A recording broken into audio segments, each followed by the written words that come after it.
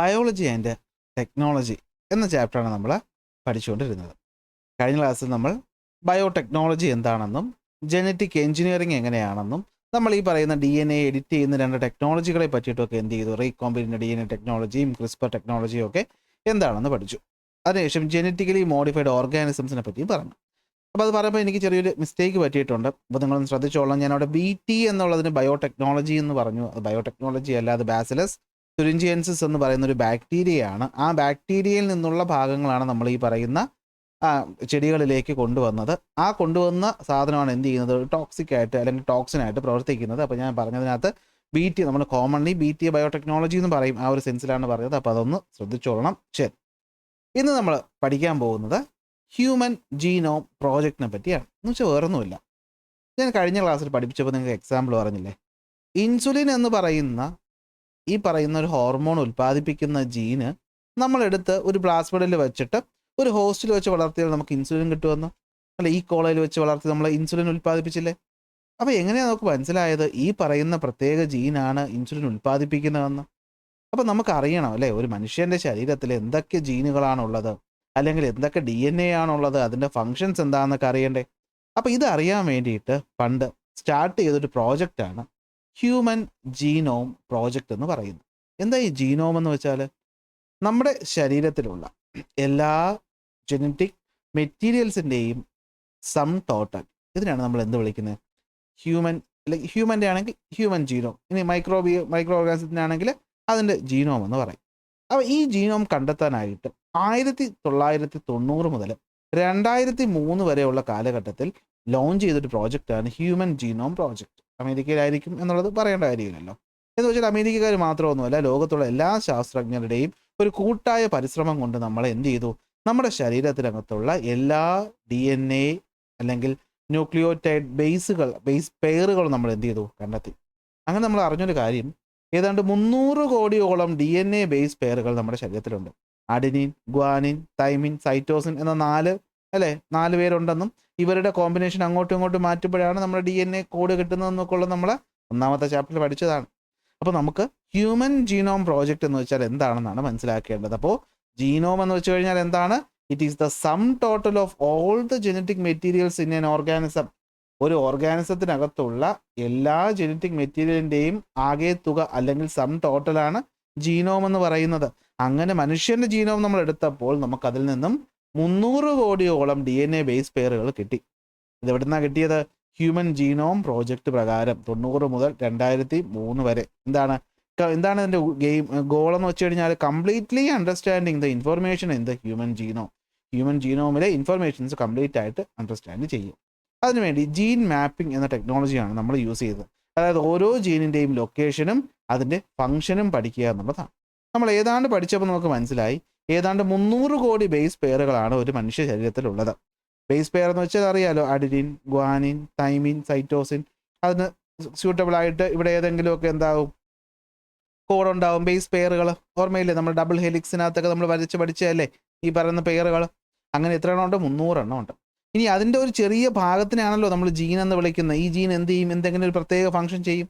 അങ്ങനെ ജീനുകളാണ് എടുക്കുന്നതെങ്കിൽ ഏതാണ്ട് 20,000 മുതൽ 25,000 വരെ ജീനുകൾ നമ്മുടെ ശരീരത്തിൽ ഉണ്ട്.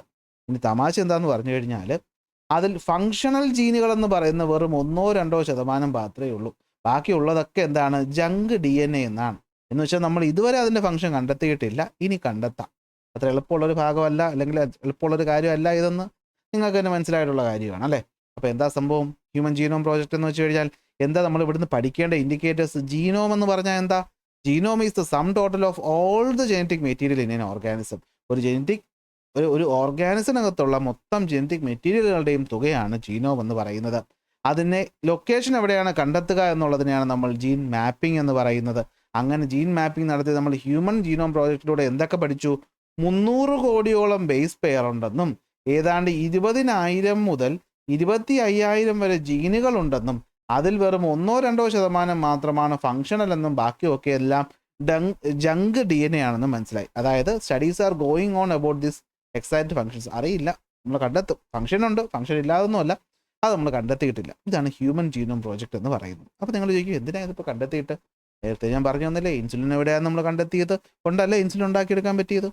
അതുപോലെ ഈ പറഞ്ഞ ഓരോ ഓർഗാനിസത്തിനകത്തും അതിൻ്റെ ഏത് ജീൻ എന്ത് ഫംഗ്ഷൻ ചെയ്യുമെന്ന് അറിഞ്ഞാലല്ലേ അതെടുത്ത് മാറ്റാൻ പറ്റുള്ളൂ. അപ്പോൾ നമുക്കത് പ്രധാനമായിട്ട് ഉപയോഗിക്കാൻ പറ്റുന്നത് എവിടെയായിരിക്കും? നമ്മൾ ക്രിസ്പർ ടെക്നോളജിയിൽ പഠിച്ചില്ലേ, ഒരു ജനറ്റിക് സീക്വൻസിനകത്ത് ഏതെങ്കിലും പ്രശ്നക്കാരനായ ഒരു സീക്വൻസ് ഉണ്ടാകും. ആ സീക്വൻസിനെ നമുക്ക് എന്ത് ചെയ്യാൻ പറ്റും? കേസ് 9 എൻസൈം വെച്ച് കട്ട് ചെയ്ത് മാറ്റിയിട്ട് നമുക്ക് എന്ത് ചെയ്യാൻ പറ്റും? ഒന്നുകിൽ പുതിയ ആളെ കൊണ്ടുവന്ന് അവിടെ വയ്ക്കാൻ പറ്റും. അപ്പോൾ ആ പ്രശ്നം മാറി കിട്ടത്തില്ലേ? അങ്ങനെ നമുക്ക് എന്ത് ചെയ്യാൻ പറ്റും? ഈ ഹ്യൂമൻ ജീനോം പ്രോജക്റ്റിലൂടെ കിട്ടിയ അറിവുകൾ നമുക്ക് ജീൻ തെറാപ്പിക്ക് വേണ്ടിയിട്ട് ഉപയോഗിക്കാനായിട്ട് പറ്റും. അപ്പോൾ അതിന് മുന്നേ ആയിട്ട് എന്താണ് ഹ്യൂമൻ ജീനോം പ്രോജക്റ്റ് എന്ന് ഒന്നുകൂടി ഒന്ന് നോക്കിയാലോ. ഹ്യൂമൻ ജീനോം പ്രോജക്റ്റിൽ ആദ്യം പഠിക്കേണ്ടത് ജീനോം എന്നാൽ എന്താണ്? It is the sum total of all the genetic materials in an organism. ഒരു ഓർഗാനിസത്തിലുള്ള ജനറ്റിക് മെറ്റീരിയലിൻ്റെ ആകെ തുകയാണ് എന്ത്? ജീനോം എന്ന് പറയുന്നത്. അങ്ങനെ നമ്മുടെ മനുഷ്യൻ്റെ ശരീരത്തിലെ ജീനോമിൽ നിന്ന് 300 കോടിയോളം DNA ബേസ് പെയറുകളുണ്ട്.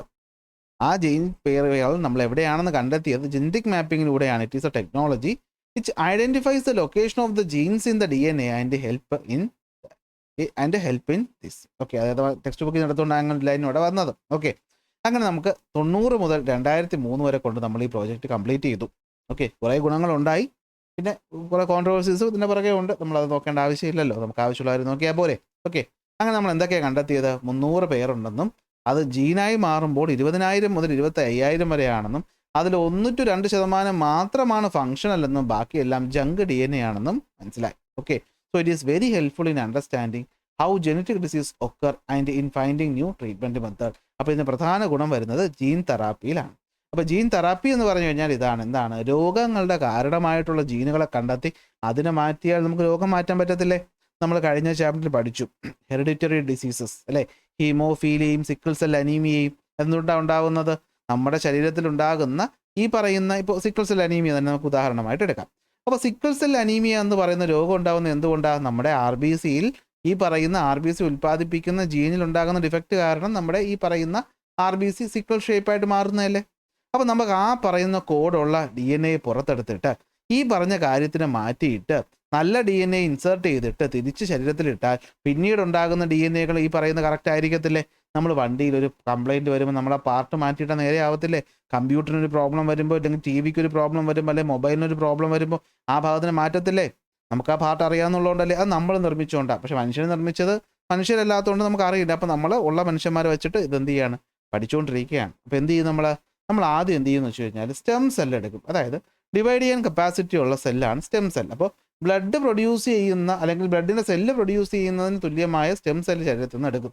എന്ന് വെച്ചാൽ ഈ പറയുന്ന സെല്ല് എന്ത് ചെയ്യാൻ പറ്റും? ആ സെല്ലിനകത്ത് DNA ഉണ്ടാവുമല്ലോ, ആ DNA വെച്ചിട്ട് വീണ്ടും വീണ്ടും ഉൽപ്പാദിപ്പിക്കാൻ കഴിവുള്ള സെല്ലാണ് സ്റ്റെം സെൽ. അതിനെടുത്തിട്ട് നമ്മൾ ആക്റ്റീവായിട്ടുള്ള ജീൻ അതിനകത്തോട്ട് ഇൻകോർപ്പറേറ്റ് ചെയ്യും. എന്ന് വെച്ചാൽ കംപ്ലൈൻ്റ് അല്ലാത്ത പുതിയ പാർട്ട് അങ്ങോട്ട് മാറ്റിയിടും. പുതിയ നല്ല വ്യക്തമായി എഴുതിയ കോഡുള്ള DNA അങ്ങോട്ട് മാറ്റിയിട്ടിട്ട് അതിന് നമ്മൾ ശരീരത്തിലേക്ക് വീണ്ടും ഇഞ്ചെക്ട് ചെയ്യും. അപ്പോൾ ഈ പറയുന്ന ഇഞ്ചെക്ട് ചെയ്ത ആൾ ശരീരത്തിലേക്ക് പോകുമ്പോൾ അവിടെ ഉണ്ടാകുന്നത് എന്തായിരിക്കും? കൃത്യമായിട്ടുള്ള DNA ആയിരിക്കും. അങ്ങനെ നമുക്ക് ഈ അസുഖം മാറ്റാനായിട്ട് പറ്റും. പിന്നെ ഒരു പ്രശ്നമുണ്ട്, മനുഷ്യൻ്റെ ശരീരത്തിൽ ഇത്തരം പരീക്ഷണങ്ങൾ ചെയ്യുന്നതിന് ഭയങ്കര റെസ്ട്രിക്ഷൻസ് ഒക്കെ ഉണ്ട്. പക്ഷേ നമ്മുടെ വേൾഡ് ഹെൽത്ത് ഓർഗനൈസേഷൻ ഈ ഒരു കാര്യത്തിന് അപ്രൂവൽ കൊടുത്തിട്ടുണ്ട്. Gene therapy to completely cure the sickle cell anaemia. അപ്പോൾ എന്താണ് ഇവിടെ പറയുന്നത്? എന്താണ് ഈ പറയുന്ന ജീൻ തെറാപ്പി എന്ന് പറഞ്ഞു കഴിഞ്ഞാൽ? It is the method of treating diseases. എങ്ങനെ? By removing the defective gene and replacing them with functional gene. പഠിച്ചു വയ്ക്കുക എളുപ്പമാണ് അല്ലേ? ജീൻ തെറാപ്പി എന്ന് വെച്ചാൽ എന്താണ്? അസുഖമുണ്ടാക്കുന്ന ജീനിനെ മാറ്റിയിട്ട് നമ്മൾ അസുഖമുണ്ടാക്കാത്ത അല്ലെങ്കിൽ ഇല്ലാത്ത ജീനിനെ റീപ്ലേസ് ചെയ്ത് കഴിഞ്ഞാൽ ആ ജീനുമായി ബന്ധപ്പെട്ട് എന്തെങ്കിലും രോഗങ്ങൾ ഉണ്ടാകുന്നുണ്ടെങ്കിൽ ആ രോഗങ്ങൾ മാറിക്കിട്ടും. അതിനെയാണ് നമ്മൾ എന്ത് വിളിക്കുന്നത്? ജീൻ തെറാപ്പി എന്ന് വിളിക്കുന്നത്. അപ്പോൾ ജീൻ തെറാപ്പി വെച്ച് നമ്മൾ ട്രീറ്റ് ചെയ്ത രോഗമാണ് സിക്കിൾ സെൽ അനീമിയ. ഇതൊരു ഹെറിഡിറ്ററി രോഗമാണെന്നുള്ളത് നമ്മൾ മുന്നത്തെ ചാപ്റ്ററിൽ പഠിച്ചു. അപ്പോൾ വേൾഡ് ഹെൽത്ത് ഓർഗനൈസേഷൻ ഇതിന് അപ്രൂവ് കൊടുത്തിട്ടുണ്ട്. എന്തിനാണ്? ജീൻ തെറാപ്പിയിലൂടെ ഈ രോഗത്തെ കംപ്ലീറ്റ് ആയിട്ട് മാറ്റാൻ. അപ്പോൾ എന്തായിരിക്കും ജീൻ തെറാപ്പിയുടെ മെത്തേഡ് എന്ന് വെച്ച് കഴിഞ്ഞാൽ? Genetically modifying the stem cell of the പേഷ്യൻറ്റിൻ്റെ സ്റ്റെം സെല്ലിനെ എന്ത് ചെയ്യുക? മോഡിഫൈ ചെയ്യുക. എന്നിട്ട് മോഡിഫൈ ചെയ്തതിന് തിരിച്ച് പേഷ്യൻറ്റിൻ്റെ ശരീരത്തിലേക്ക് ഇൻകോർപ്പറേറ്റ് ചെയ്യുക. അതിലൂടെ നമുക്ക് എന്ത് ചെയ്യാൻ പറ്റും? ഈ അസുഖത്തെ മാറ്റാനായിട്ട് പറ്റും. സോ കണ്ടോ, ഫസ്റ്റ് മെത്തേഡ് എന്താണ്? The stem cell that produce the blood cells are collected. എന്നിട്ട് active gene is incorporated in to the stem cell using viruses vectors. വൈറസിലൂടെ നമ്മൾ വൈറസ് ഇൻഫെക്ട് ചെയ്യുന്ന പോലെ നമ്മൾ പോയിട്ട് ഇത് ഇൻഫെക്റ്റ് ആകും. പക്ഷേ ജനറ്റിക് മേക്കപ്പിന് നല്ല രീതിയിലാണ് ഇത് മാറ്റുന്നത്. അങ്ങനെ സ്റ്റെം സെൽ ഇൻകോർപ്പറേറ്റ് ചെയ്യുന്നതിലൂടെ നമ്മുടെ ശരീരത്തിൽ നല്ല രീതിയിൽ വരും. സോ ജീൻ തെറാപ്പി നമുക്ക് യൂസ് ചെയ്യാനായിട്ട് പറ്റും. അപ്പോൾ ഹ്യൂമൻ ജീനോം പ്രോജക്റ്റ് കൊണ്ടൊക്കെ ഉണ്ടായ ഒരു ഗുണത്തിലൊന്നാണ് ജീൻ തെറാപ്പി എന്ന് പറയുന്നത്. അപ്പോൾ എന്താണ് gene therapy? It is a മെത്തേഡാണ്. എന്തിനു വേണ്ടിയിട്ടാണ്? ഡിസീസ് ട്രീറ്റ് ചെയ്യാൻ വേണ്ടിയിട്ടാണ്. എങ്ങനെയാണ് ട്രീറ്റ് ചെയ്യുന്നത്? ഡിഫക്റ്റീവ് ജീനിനെ റിമൂവ് ചെയ്തിട്ട് റീപ്ലേസ് ചെയ്യുന്നു നല്ല ഫങ്ഷണൽ ജീനുകൾ ഉപയോഗിച്ചിട്ട്. അത് വെച്ച് നമ്മൾ മാറ്റുന്ന രോഗത്തിലൊന്നാണ് സിക്കിൾ സെൽ അനീമിയ എന്ന് പറയുന്നത്. ബാക്കി കാര്യങ്ങൾ പറയണ്ടല്ലോ, ഓക്കെ അല്ലേ? ഇനി മറ്റൊരു ഗുണം കൂടെ ഇവിടെ ഉണ്ട്, അല്ലെങ്കിൽ മറ്റൊരു ആപ്ലിക്കേഷൻ ഉണ്ട്. നമ്മുടെ DNA പറ്റിയിട്ട് അല്ലെങ്കിൽ ജീനുകളെ പറ്റിയിട്ട് അവരുടെ സ്ട്രക്ചറെ പറ്റി പഠിക്കുന്നത് നമുക്ക് കുറ്റാന്വേഷണത്തിലും അല്ലെങ്കിൽ നമുക്ക് എന്താണ് പോലീസിൻ്റെ കാര്യങ്ങളിലും നമുക്കത് ഉപയോഗിക്കാനായിട്ട് പറ്റും. അതായത് ക്രിമിനൽ ഇൻവെസ്റ്റിഗേഷനൊക്കെ നമുക്കത് ഉപയോഗിക്കാനായിട്ട് പറ്റും. പണ്ട് ഒരുപാട് പണ്ട് നമ്മുടെ ഈ പറയുന്ന ഒരു ബ്രിട്ടീഷ് സയൻറ്റിസ്റ്റ് ആയിട്ടുള്ള അലക്സ് ജെഫ്രിയാണ് എന്ത് ചെയ്യുന്നത്, 84 ഈ ഒരു കാര്യം കണ്ടെത്തുന്നത്. അദ്ദേഹം എക്സ്പെരിമെൻറ്റ് ചെയ്തുകൊണ്ടിരിക്കുന്ന സമയത്ത് മനസ്സിലായി ഓരോ DNA-യിലും ഈ പറയുന്ന ബേസ് പെയറുകളുടെ സീക്വൻസിങ്ങിന് ഒരു പ്രത്യേകതയുണ്ട്. ഇത് രണ്ട് വ്യക്തികളിൽ ഒരുപോലെ ആകത്തില്ല. പക്ഷേ ഈ അച്ഛൻ അമ്മ മക്കളിലൊക്കെ എന്ത് ചെയ്യും, കുറേ സിമിലാരിറ്റീസ് നമുക്ക് കാണാൻ പറ്റും. സോ ആ സിമിലാരിറ്റിയിലൂടെ നമുക്ക് വേണമെങ്കിൽ ആളെ കണ്ടെത്താം.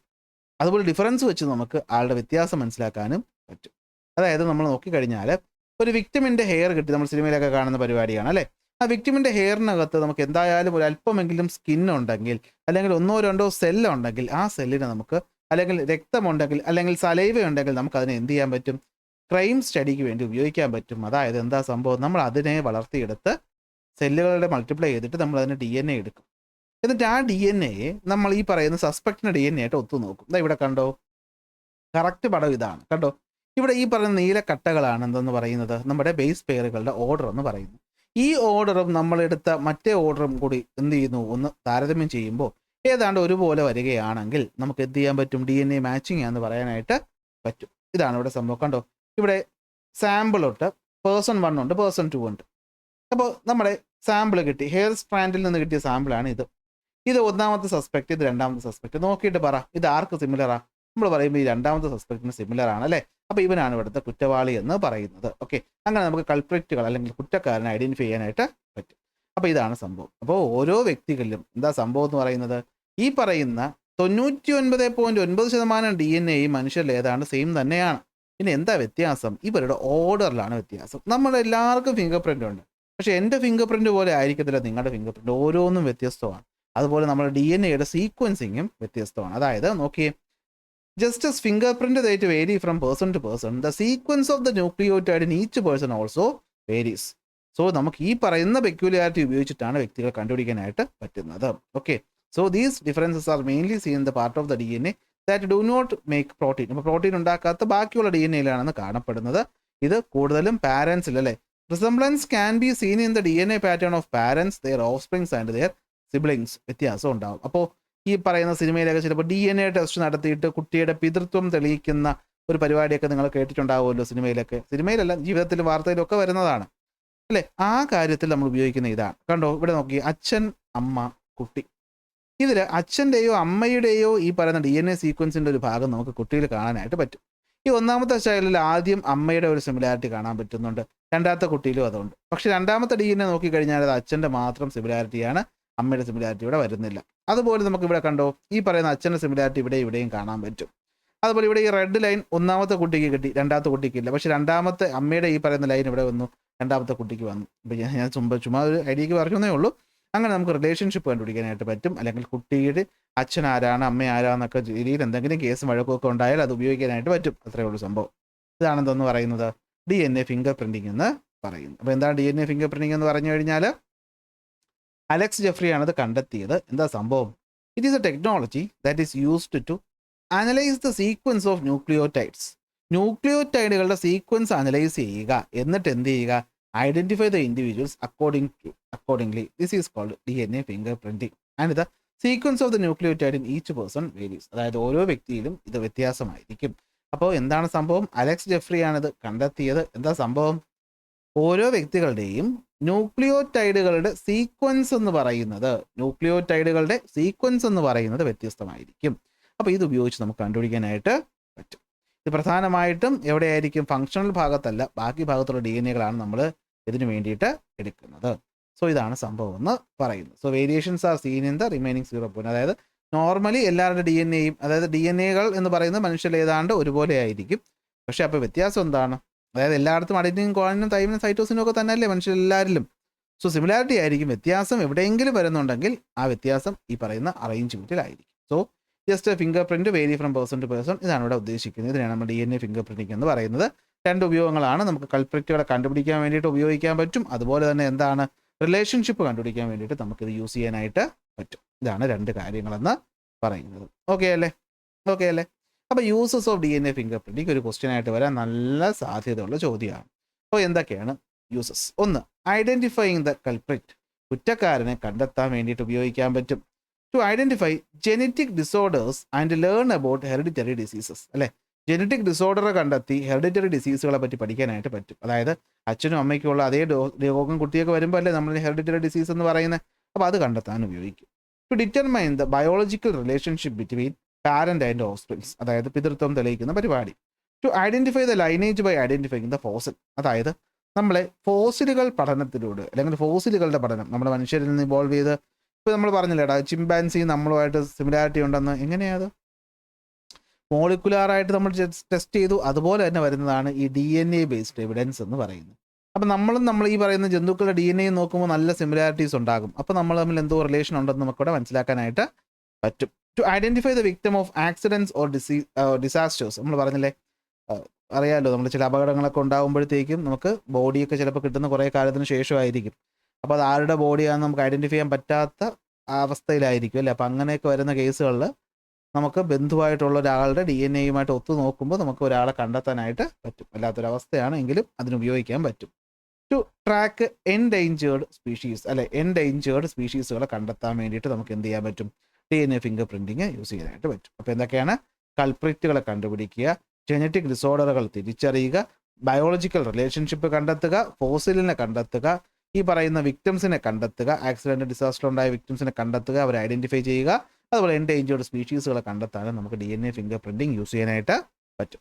അപ്പോൾ DNA ഫിംഗർ പ്രിൻറ്റിംഗ് എന്ന് വെച്ച് കഴിഞ്ഞാൽ എന്തായിരുന്നു? DNA ഫിംഗർ പ്രിൻറ്റിംഗ് എന്ന് വെച്ച് കഴിഞ്ഞാൽ it's a technology used to analyse the sequence of nucleotides in the DNA and identify individuals.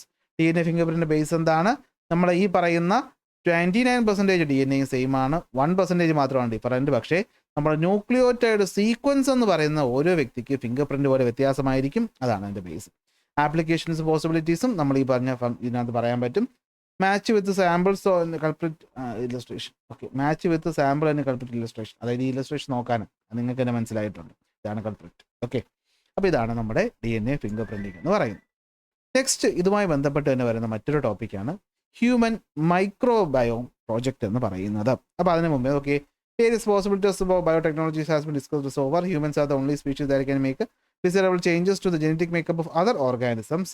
Even microorganisms are used for it. Microorganisms are the most widely used biotechnology. അപ്പോൾ നമ്മൾ പറഞ്ഞല്ലോ, നമുക്ക് bacteria, കാണാൻ പോലും പറ്റാത്ത ബാക്ടീരിയയിൽ നിന്ന് നമുക്ക് പ്ലാസ്മിഡ്സിനെയൊക്കെ എടുത്തിട്ട് ഈ പ്ലാസ്മിഡ്സിനെ നമുക്ക് കട്ട് ചെയ്തിട്ട് അതിൽ നമുക്ക് ആവശ്യമായിട്ടുള്ള ഈ പറയുന്ന സാധനം ലിഗേസ് ചെയ്തിട്ട് നമുക്ക് ഉത്പാദിപ്പിക്കാനൊക്കെ പറ്റും. അത്രയ്ക്ക് കഴിവുള്ള ഒരാളാണ് ആരെന്ന് പറയുന്നത്? മനുഷ്യനെന്ന് പറയുന്നത്. അങ്ങനെ മനുഷ്യന്മാർ, ഇത് നമ്മുടെ സത്യം പറഞ്ഞാൽ ഇതിനകത്ത് ഒരു സെപ്പറേറ്റ് ഒരു പ്രധാനപ്പെട്ട കണ്ടെത്തലുണ്ട്. നമ്മൾ ഈ മെഡിസിൻസിൻ്റെ പല പല മേഖലകൾ പഠിച്ചായിരുന്നു അല്ലേ. നമ്മുടെ മോഡേൺ മെഡിസിൻ, ആയുർവേദം, ഹോമിയോപ്പതിയൊക്കെ പഠിച്ചപ്പോൾ നമ്മൾ ആയുർവേദത്തിലൊരു കാര്യം പറഞ്ഞു. അവിടെ അസുഖങ്ങൾ ട്രീറ്റ് ചെയ്യുന്നത് നമ്മുടെ ശരീരത്തിൻ്റെ ഇക്വിലിബ്രിയം മെയിൻറ്റെയിൻ ചെയ്തിട്ടാണെന്നുള്ള വാക്ക് പറഞ്ഞിട്ടുണ്ട്.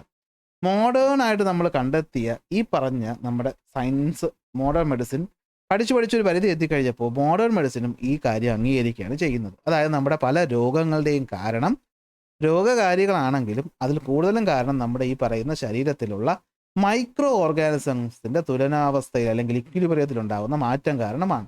എന്ന് വെച്ചാൽ നമ്മുടെ മനുഷ്യൻ്റെ ശരീരത്തിൽ ഓർഗൻസ് പ്രവർത്തിക്കുന്ന പോലെ തന്നെ നമ്മുടെ ശരീരം ഇങ്ങനെ മെയിൻറ്റെയിൻ ചെയ്ത് പോകാനായിട്ട് ഒരുപാട് മൈക്രോ ഓർഗാനിസങ്ങളും എന്ത് ചെയ്യുന്നുണ്ട്? പ്രവർത്തിക്കുന്നുണ്ട്. നമ്മുടെ വായിൽ ഈ പറയുന്ന സലൈവ തൊട്ട് നമ്മുടെ ഇൻറ്റസ്റ്റൈനിലും സ്റ്റൊമക്കിലും ഒക്കെ എന്തുണ്ട്? പലതരം മൈക്രോ ഓർഗാനിസംസ് ഉണ്ട്. അതായത് ചില ബാക്ടീരിയകൾ, ആർക്കിയകൾ, ഫംഗസുകൾ, വൈറസുകളൊക്കെ ഉണ്ട്. അപ്പോൾ ഇവർ ശത്രുക്കളല്ല, ഇവർ ചില സമയത്ത് നമുക്ക് യൂസ്ഫുള്ളായിട്ട് മാറും അല്ലേ. നമ്മൾ ഇവിടെ പഠിച്ചു, നമ്മൾ ആൻറ്റിബയോട്ടിക്സ് പഠിച്ചപ്പോൾ പറഞ്ഞില്ലേ നമ്മുടെ ശരീരത്തിനകത്തുള്ള യൂസ്ഫുൾ ബാക്ടീരിയാസ് ഇല്ലാണ്ടാകുമെന്നും. അപ്പോൾ മനുഷ്യൻ ജീനിനെ പറ്റി പഠിച്ചതുപോലെ അല്ലെങ്കിൽ നമ്മുടെ ജീനോമിനെ പറ്റി പഠിച്ചതുപോലെ നമ്മൾ നമ്മുടെ ശരീരത്തിലുള്ള മൈക്രോ ഓർഗാനിസങ്ങളെ പറ്റി പഠിച്ച പ്രോജക്റ്റിൻ്റെ പേരാണ് ഹ്യൂമൻ മൈക്രോബയോം പ്രോജക്റ്റ് എന്ന് പറയുന്നത്. സോ ഇറ്റ് ഈസ് എന്താണ് ഹ്യൂമൻ മൈക്രോബയോം എന്ന് വെച്ചാൽ? ഹ്യൂമൻ ജീനോം എന്ന് വെച്ചാൽ നമ്മുടെ ജീനുകളുടെ ടോട്ടൽ. അങ്ങനെയാണെങ്കിൽ ഹ്യൂമൻ മൈക്രോബയോം എന്ന് വെച്ച് കഴിഞ്ഞാൽ the human microbiome is the collection of micro organisms and their genes that inhibit and interact with human body. അപ്പോൾ എന്താണ് ഹ്യൂമൻ മൈക്രോബയോം എന്ന് വെച്ച് കഴിഞ്ഞാൽ എന്താണ്? Human microbiome is the collection of micro organisms and their genes that inhabit and interact with human body. നമ്മുടെ മനുഷ്യൻ്റെ ശരീരവുമായിട്ട് interact ചെയ്യുന്ന, നമ്മുടെ ശരീരത്തിൽ ജീവിക്കുന്ന, ഇൻഹിബിറ്റ് എന്ന് ഞാൻ പറഞ്ഞത് മാറിപ്പോയി, ഇൻഹാബിറ്റ്, നമ്മുടെ ശരീരത്തിൽ ജീവിക്കുന്ന, നമ്മളുമായിട്ട് ഇൻറ്ററാക്ട് ചെയ്യുന്ന മൈക്രോ ഓർഗാനിസംസിനെയാണ് നമ്മൾ ഹ്യൂമൻ മൈക്രോബയോം എന്ന് പറയുന്നത്. ഓക്കെ, അതൊരു കമ്മ്യൂണിറ്റിയാണ്. അതിൽ ബാക്ടീരിയകളുണ്ട്, ആർക്കിയകളുണ്ട്. ആർക്കി എന്ന് വെച്ചാൽ ഇതുപോലത്തെ പ്രോകാരിയോട്ടിക് ആയിട്ടുള്ള സാധനങ്ങളാണ്. ഫംഗസ് ഉണ്ട്, അതുപോലെ തന്നെ എന്തുണ്ട്, വൈറസും ഉണ്ട്. ഓക്കെ, ഇത് നമ്മൾ നോക്കിക്കഴിഞ്ഞാൽ ഏതാണ് നമ്മുടെ ശരീരത്തിലെ സെല്ലുകളെക്കാളും 10 ഇരട്ടിയോളം എന്തുണ്ട്, മൈക്രോ ഓർഗാനിസംസ് നമ്മളുണ്ട്. ഇവരെന്തിനാണ് ഉപയോഗിക്കുന്നത്? ഇവർ എന്താ സഹായങ്ങൾ ചെയ്യുന്നത്?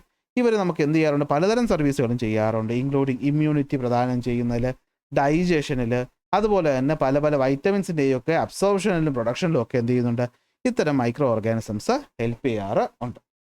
സോ ഇങ്ങനെയുള്ള ആൾക്കാരെ പറ്റി പഠിക്കാൻ വേണ്ടിയിട്ടാണ് നമ്മൾ എന്ത് ലോഞ്ച് ചെയ്യുന്നത്? ഹ്യൂമൻ മൈക്രോബയോം പ്രോജക്റ്റ് ലോഞ്ച് ചെയ്യുന്നത്. 2007 യുണൈറ്റഡ് സ്റ്റേറ്റ്സിലാണ് ഇത് ലോഞ്ച് ചെയ്യുന്നത്. നാഷണൽ ഇൻസ്റ്റിറ്റ്യൂട്ട്സ് ഓഫ് ഹെൽത്ത് ആണ് ഇത് ചെയ്യുന്നത്. അപ്പോൾ എന്താണ് ഇവിടെ പറയുന്നതെന്ന് വെച്ച് കഴിഞ്ഞാൽ, നോക്കിയേ, human body is not only composed of cells but also crores of micro organisms and their co existence is essential for our wellbeing. നമ്മളിന്ന് കണ്ടെത്തിയതാണ്, നമ്മുടെ മനുഷ്യൻ്റെ ശരീരത്തിൽ ഒരുപാട് മൈക്രോ ഓർഗാനിസംസ് ഉണ്ട്. ഈ പറയുന്ന മൈക്രോ ഓർഗാനിസംസ് നമ്മുടെ ജീവൻ്റെ നിലനിർത്താൻ വേണ്ടിയിട്ട് ആവശ്യമാണ്. ഓക്കെ, ഇത് മാത്രമല്ല, അടുത്ത പോയിന്റാണ് ഞാൻ നേരത്തെ ആയുർവേദത്തിൻ്റെ കാര്യത്തിൽ പറഞ്ഞത്. Okay, disease is not only the pathogens but the change in the equilibrium of the micro organisms in the body. നമ്മുടെ ശരീരത്തിൽ രോഗങ്ങൾ ഉണ്ടാകുന്നതിൽ പാത്തോജൻസ് മാത്രമല്ല, മൈക്രോ ഓർഗാനിസത്തിൻ്റെ ഇക്വിലിബ്രിയം ഒരു കാരണമാണ്. സോ ഈ അറിവ് നമുക്ക് എന്ത് ചെയ്യാൻ പറ്റി? പുതിയ ഒരു ട്രീറ്റ്മെൻറ്റ് മെത്തേഡിലോട്ട് കൊണ്ടെത്തിക്കാനായിട്ട് സാധിച്ചു. അതായത് ഫങ്ഷണൽ മെഡിസിൻസ് എന്നൊക്കെ പറഞ്ഞിട്ട് നമ്മൾ ഇന്നിപ്പോൾ പറയാറുണ്ട്, നിങ്ങൾ കേട്ടിട്ടുണ്ടോ എന്ന് അറിയില്ല.